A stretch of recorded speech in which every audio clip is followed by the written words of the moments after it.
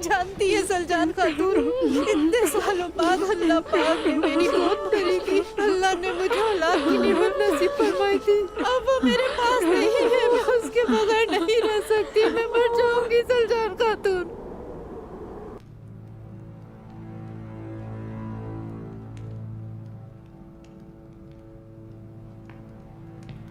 ये काम तुमसे बेहतर कोई नहीं जानता रोगाथोस। जरा देखो तो ये मासूम तुर्क बच्चे।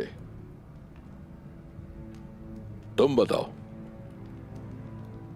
इंजील की 4 किताबों में से तुम्हें कौन सी सबसे ज्यादा पसंद है? मसलन अगर तुम मुझसे पूछोगे, मेरा जवाब तो लूका है। तुम क्या कहते हो? हमारी किताब एक ही है। हमारी प्यारी किताब का नाम कुरान पाक है।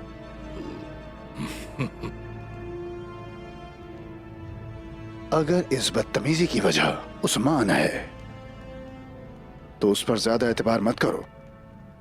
जिंदान में छोड़े गए सुराख तक मैं भी पहुंच चुका हूं।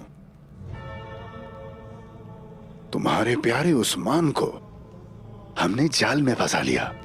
ऐसा नहीं हो सकता काफिर। उस्मान को हमने हरा दिया है बेटा। हार गया वो हमसे।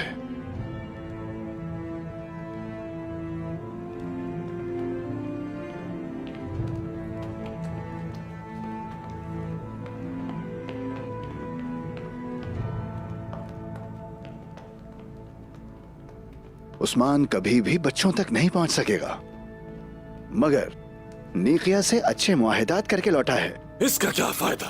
सऊद की तबाही के बाद क्या फायदा रह जाएगा? फायदा होगा। उनके तमाम तिजारती मराकज, खानदान और बहुत कुछ सऊद में मौजूद है। और जब वो बुरी तरह जलकर राख हो जाएगा तो उस्मान के मुआहदे क्या फायदा दे पाएंगे उसे? पहले सऊद जलेगा और ऐसा जलेगा कि उसके शोले कुस्तुनतनिया तक दिखाई देंगे।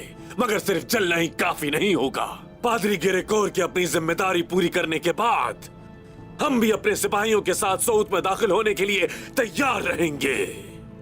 ये आग हर चीज को जला डालेगी और उस्मान को अपने कब्जे में ले लेंगे।